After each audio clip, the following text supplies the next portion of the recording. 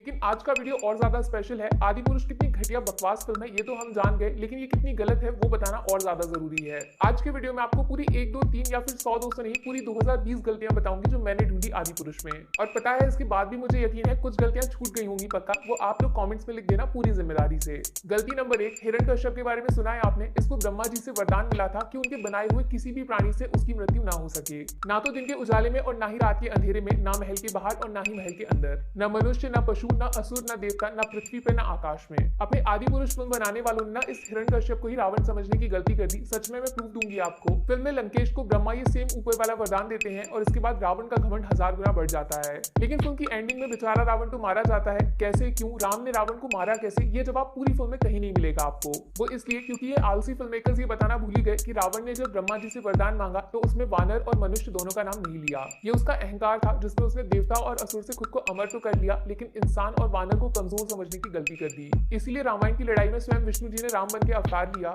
और हनुमान जी को अपना साथी बनाया, जिससे रावण की सिर्फ मौत नहीं उसका घमंड भी तोड़ा जाए। इतनी बड़ी बात सोचो, ये 600 करोड़ की डब्बा फिल्म बनाने वाले लोग पब्लिक को बताना ही भूल गए। बाजी और तो और विभीषण इस रामायण के युद्ध में कितना जरूरी था, साला ये भी नहीं समझाया इन लोगों ने। मतलब हद होती है यार कामचोरी की। रावण के पास अमृत था जिसको वो अपनी नाभि में छुपा के रखता था, इसीलिए जब भी उस पर हमला होता वो अमृत पी के दोबारा जिंदा हो जाता। इसीलिए भगवान राम लास्ट में रावण की नाभि पे अटैक करते हैं जिससे उसका अमृत खत्म हो जाता है और ये सीक्रेट विभीषण के बिना बताए कभी पता नहीं चलता। गलती नंबर 2, इंद्रजीत का जो कैरेक्टर दिखाया गया फिल्म में, जिसको टैटू वगैरह सजा के इन्होंने काफी मॉडर्न दिखाने की कोशिश की है, वो भगवान राम से बोलता है बहुत हुआ तेरा बंदर नाच, निकल यहाँ से। और ये इशारा भी किया गया भाई सब कुछ समेट के भाग जा यहाँ से, ये भाषा है। जबकि आपको पता है इंद्रजीत नाम कैसे पड़ा, क्योंकि मेघनाथ इतना बड़ा वॉरियर था जिसने देवताओं के राजा इंद्र तक को हरा के कैद कर लिया था, उनको जीत लिया। इतना शक्तिशाली था जिसने सिर्फ एक दिन में ब्रह्मास्त्र का इस्तेमाल करके 670 मिलियन वानर मार डाले थे। उनकी एग्जिस्टेंस धरती पे खत्म होते होते बची। ऐसे बड़े योद्धा को ये लोग फिल्म में गवार दिखा रहे हैं जिसका भगवान राम को सिर्फ गाली देना बाकी रह गया। मेघनाथ के पास शक्ति थी बादलों के पीछे से लड़ने की, जिसका इस्तेमाल करके उसने राम और लक्ष्मण दोनों को चौंका दिया था युद्ध में।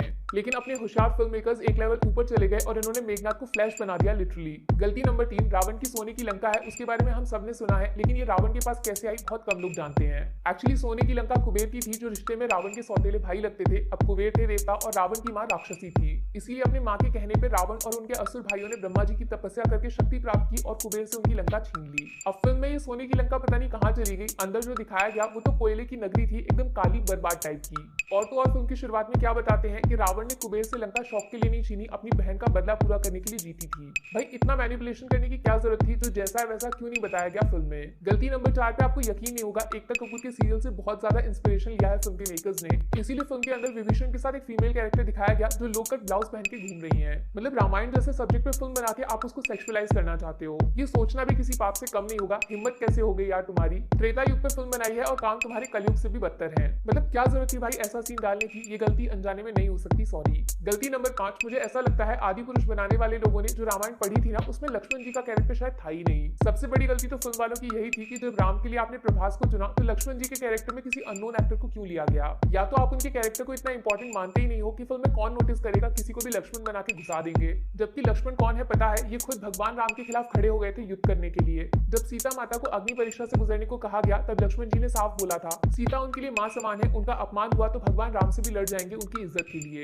ऐसे लक्ष्मण को आप फिल्म में गिनती के 3 डायलॉग्स दे रहे हो, कहां गया वो भाभी देवर वाला रिश्ता जो आज भी लोगों के लिए एक एग्जाम्पल है। भगवान राम के लिए सूर्पणखा की नाक तक काट दी थी इन्होंने, इतना प्यार करते थे अपने भाई से, इस रिश्ते को इतना कमजोर कैसे दिखा दिया फिल्म में। गलती नंबर 6, श्री राम का ये लुक मुझे कुछ समझ नहीं आया। ऐसा लग रहा है फिल्म मेकर्स जीसस क्राइस्ट को ट्रिब्यूट देना चाहते हैं। श्री राम अयोध्या के होने वाले राजा थे भाई, उनका मुकुट, उनका पहनावा, उनका भगवा रंग से प्यार, यही तो श्री राम की पहचान थी। इवन अभी एक एआई ने जब राम जी का ऐसा फोटो बनाया ना, तब लोगों ने बोला राम जी इससे भी ज्यादा सुंदर दिखते हैं, टेक्नोलॉजी उनकी खूबसूरती के साथ इंसाफ नहीं कर सकती। भाई मुझे नहीं लगता इससे घटिया, गंदा और बकवास आज तक किसी फिल्म मेकर ने श्री राम के लुक को दिखाया होगा और ना कोई दिखा पाएगा। गलती नंबर 7, रामायण का जो युद्ध लड़ा गया वो गुड वर्सेस इविल का मैसेज देने के लिए था। बुराई चाहे जितनी ताकतवर हो, अच्छाई के सामने घुटने टेक देगी। लेकिन आदि पुरुष की एंडिंग ऐसा लगता है एवेंजर्स एंड गेम फिल्म की सस्ती कॉपी बनाने की कोशिश है बस। मतलब सोचो 40 मिनट की लड़ाई जिसमें एक कार्टून दूसरे कार्टून से लड़े जा रहा है बस। अभी कितना इंपॉर्टेंट है वो सीन, ये फिल्म बनाने वाले समझ ही नहीं पाए।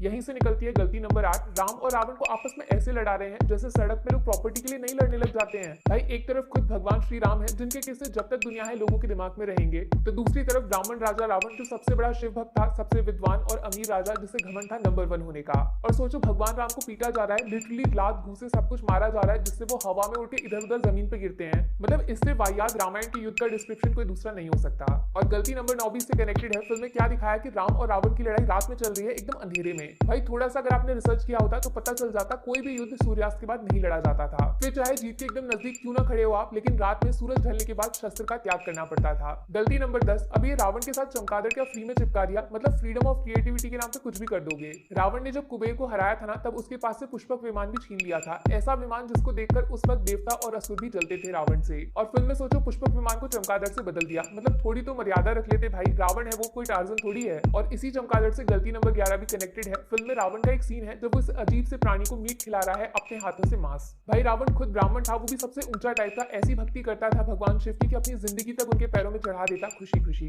और भगवान शिव खुद जानवरों के रक्षक माने जाते हैं, वो हर एक जीव जंतु से बराबर प्यार करते हैं। ऐसे भगवान शिव के सबसे बड़े भक्त रावण से तुम किसी जानवर का मांस खिलवा रहे हो, मतलब कैसे सोचा होगा यार, शर्म नहीं आई बिल्कुल। गलती नंबर 12, जब फिल्म में सीता हरण का सीन आता है तो मेकर्स ने क्या दिखाया कि जब रावण सीता को ले जा रहा था तो भगवान राम और लक्ष्मण दूर से सब कुछ देख रहे थे। मतलब राम इतने कमजोर हो गए कि उनके सामने उनकी पत्नी का कोई हरण करके ले जाए और वो बचाने की कोशिश तक न करें। ऐसी रामायण तो यार कहीं भी नहीं पढ़ाई गई। पता नहीं इस फिल्म के मेकर्स ने कौन सा कोर्स किया था, रामायण की कहानी ही बदल के रख दी भाई। यहीं से निकलती है गलती नंबर 13। रामायण में जटायु का कैरेक्टर बहुत इंपॉर्टेंट है क्योंकि इनसे ही पता चलता है रावण सीता को पुष्पक विमान पर बिठा के ले गया। पहली बात तो जटायु गिद्धराज थे, वल्चर इतना तो बच्चा बच्चा जानता है, फिल्म में इनको ईगल बना के दिखा दिया।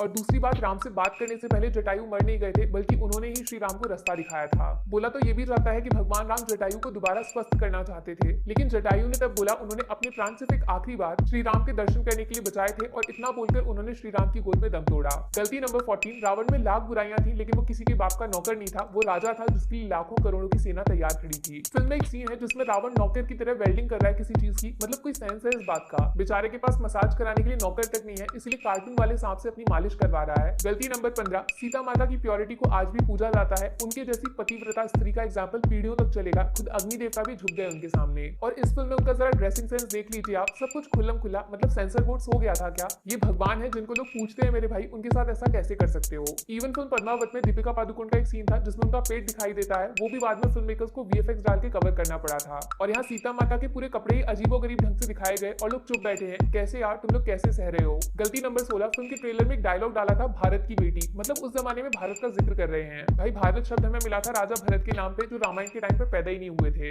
आपको पता है इसी बिना सर पैर के डायलॉग की वजह से फिल्म को नेपाल में बैन तक कर दिया गया। काश इंडिया में भी हो जाता तो आज मैं और आप अपना सर नहीं फोड़ रहे होते। गलती नंबर 17 है श्री राम का गुस्सा। टीजर के टाइम से ही लोगों ने इस कमजोरी को पकड़ लिया था, प्रभास हर सीन में सिर्फ गुस्से का इस्तेमाल करते हैं, और इस गुस्से को थोड़ा सा छिपाने के लिए बाद में फिल्म मेकर्स ने जबरदस्ती स्क्रीन को काला भी कर दिया। थोड़ा डार्क रहेगा तो प्रभास का गुस्सा कम दिखेगा। भगवान राम मर्यादा पुरुषोत्तम है, उनको गुस्सा नहीं आता भाई, वो सिर्फ दुष्टों को सजा देते हैं। उनके लिए वो इतने जरूरी नहीं कि अपने चेहरे की हंसी गायब कर दें, जबकि इस फिल्म में एक सीन ऐसा नहीं जिसमें प्रभास के चेहरे पे हंसी आई होगी। और यहीं से गलती नंबर 18 है फिल्म बनाने वाले लोगों की, नाम बड़े दर्शन छोटे। प्रभास का स्टारडम बाहुबली के बाद अचानक से जो बढ़ा, उसके लालच में इन लोगों ने प्रभास को श्री राम तो बना दिया, लेकिन अगर एक बार ऑडिशन कर लिया होता तो आज फिल्म में श्री राम कोई और ही दूसरा एक्टर प्ले करता। पैसे के लालच में आपने रामायण के इमोशंस और मैसेज को नजरअंदाज कर दिया, इसीलिए पब्लिक ने आपकी फिल्म को इग्नोर मार दिया, सिंपल। गलती नंबर 19 है रावण के 10 सर जो असलियत में उसकी सबसे बड़ी ताकत थे, लेकिन फिल्म में इनके पीछे इतना घटिया स्पेशल इफेक्ट है जिससे ये मजाक बन के रह गए। ऐसा बोला जाता है कि रावण अपने 10 सरों से ऐसा डर पैदा करता था कि सामने असुर हो या देवता वो भी कांप जाते थे, रावण से भिड़ने से पहले 10 बार सोचते थे। लेकिन फिल्म में ये 10 सर देखकर रावण बेवकूफ जैसा लगता है, कोई सर्कस में जोकर नहीं आता बच्चों को हंसाने के लिए, ठीक वैसा बना दिया बेचारे को। गलती नंबर 20, जो सबसे ज्यादा वाहियात पार्ट है इस फिल्म का, वो है हनुमान जी के डायलॉग्स। महाघटिया, महाफटीचर और गुस्सा दिलाने वाला काम किया है फिल्म वालों ने। तेरे बाप की जलेगी, मैं सबकी लंका लगा दूंगा, वगैरह वगैरह, बस गाली देना बाकी रह गया, वो सेंसर बोर्ड ने हटा दी होगी, वरना वो भी सुनाई दे जाती। हमारे हनुमान तो दिल से भोले हैं, राम भक्त हैं जो सबसे प्यार करते हैं, कभी किसी पे गुस्सा न करना, कभी किसी पे धौंस न जमाना। मुझे नहीं पता ऐसे डायलॉग्स क्यों लिखे गए, और अब जब पब्लिक नाराज है तो इनको फिल्म से हटाया क्यों नहीं जा रहा है? वैसे तो बहुत बॉयकॉट करते हो, अब सो गए क्या? यहीं से आती है अगली गलती जो 1000 गलतियों के बराबर है। फिल्म के मेकर्स आज भी पब्लिक का रिस्पॉन्स देखने के बाद अपनी गलती मानने को तैयार नहीं है। सोचो टीवी पे लाइव बैठकर ये लोगों को ज्ञान दे रहे हैं कि कैसे पब्लिक फिल्म को समझ नहीं पाई, जबकि इन्होंने तो एकदम परफेक्ट सिनेमा बनाया है। अरे बेशर्मी की हद पार कर दी इन लोगों ने, ऊपर से बोलते हैं मैंने डायलॉग्स गलती से नहीं लिखे, जानबूझकर पूरे होशो हवास में लिखे। इसको बोलते हैं एक तो गलती ऊपर से सीना जोरी। ये फिल्म बनाने वाले लोगों को ना फिल्म लाइन छोड़कर राजनीति में चले जाना चाहिए, वहां तुम लोग खूब तरक्की करोगे। और फाइनली सबसे बड़ी गलती जो फिर से 1000 गलतियों के बराबर साबित होगी, इस फिल्म को बनाने वाले डायरेक्टर ओम राउत का विजन। कोई भी फिल्म जब स्क्रीन पे आती है तो उससे पहले किसी डायरेक्टर के दिमाग में तैयार की जाती है। ओम राउत ने रामायण को इस तरह कैसे इमेजिन कर लिया, जवाब देना पड़ेगा। ये सब आपने जानबूझकर किया, बात माननी पड़ेगी, फिल्म अपने आप नहीं बन गई। 600-700 करोड़ का जो लॉलीपॉप पकड़ाया पब्लिक को, जिस वजह से लोग भाग के गए थे थिएटर अपने रामायण को एक नया जन्म लेते हुए देखने, उनकी श्रद्धा के साथ जो चीटिंग की गई है, बेईमानी, इसका हर्जाना फिल्म वालों से पूरा वसूल किया जाना चाहिए।